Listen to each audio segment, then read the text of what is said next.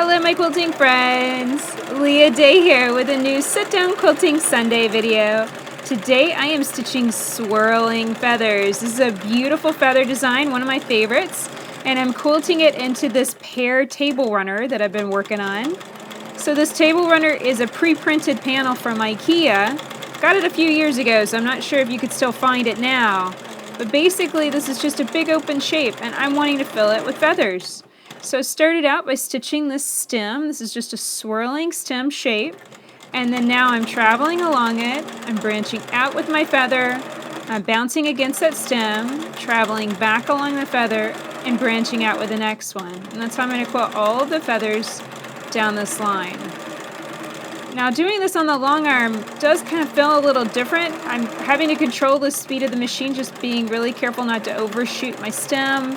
It's just simple speed control, really. I do think that having this open toe foot on the machine so I can see the needle really clearly, I think that's really important. You want to be able to see what you're doing.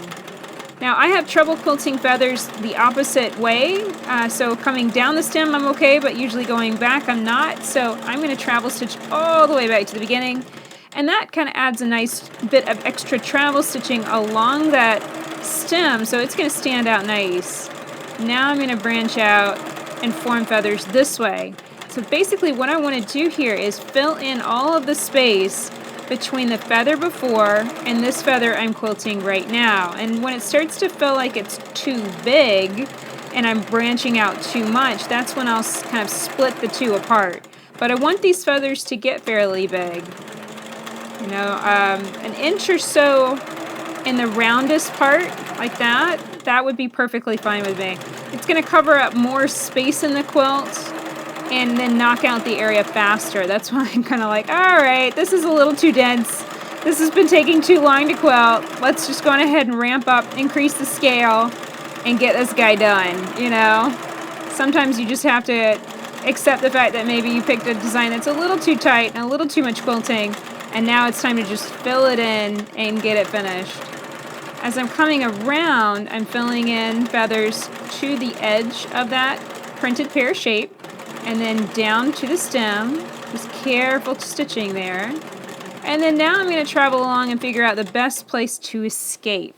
What I mean by it is I'm going to stitch out and stitch a new swirling shape down in here. And I've got a little bit of loosey-goosey fabric down here, you can see it. I'm going to have to sort that out as I go. So I'm going to kind of give it a little squish here as I stitch down and then form my nice curving shape. I'm going to make this really big. That looks good.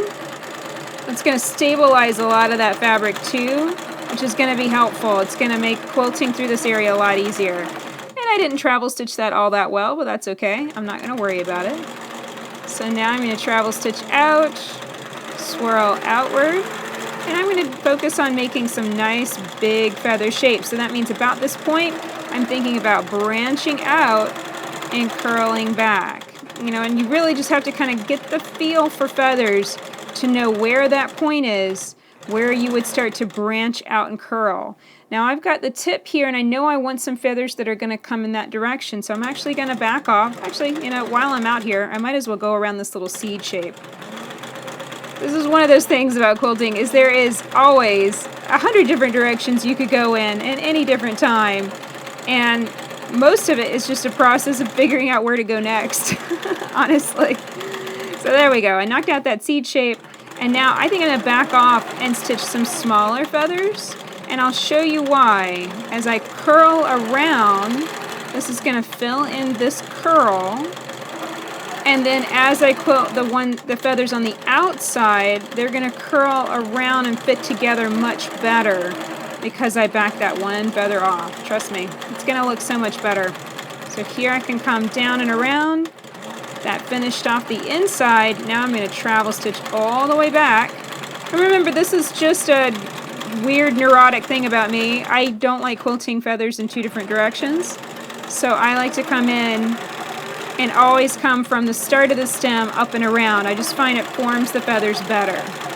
Now you might be wondering why I'm not quilting to the edge of the pear right here. I'm not doing that just simply because I know I've got that extra fabric. It's kind of a little bit baggy, and I can fill in that edge either with more feathers coming in from the inside, from the outside edge in, and maybe sort out that little bit of baggy fabric without it pleating or puckering.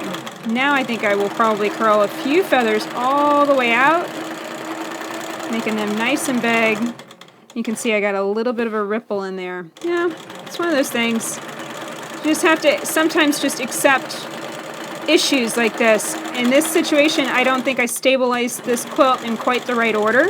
So I started the quilting the background and started quilting it fairly dense. And I really didn't have very much stitching in or around the pairs to start with. And that was probably what caused the issues. It's always a learning experience. It's always a learning process. I've been quilting for 10 years or so, so even I'm still learning and figuring things out as I go. So now I'm coming up around the seed, so I'm going to shrink the feathers down. Now I'm going to show you why I wanted to make this feather back here smaller. I wanted to make that smaller so I could come in and around and have a really nice teardrop shape that comes in there and just finishes off that whole area. I think that looks beautiful. So there we go. I'm just going to continue curling around more feathers, filling this in, working through this baggy fabric. It's not going to be a big problem. I'm just going to work and keep my hands nice and flat on the quilt, spread it out with my fingers. It's going to be a-okay. And here's what it looks like whenever I finished quilting this printed pair. So that's it for this video. I hope you found it helpful. If you have any questions about this quilting process, please ask in the comments below. I really want to help you learn more about quilting. And if you'd like to learn more about the machine that I'm using, the Grace Qnique 14 Plus, you can learn more about it in a link below this video. Until next time, let's go quilt.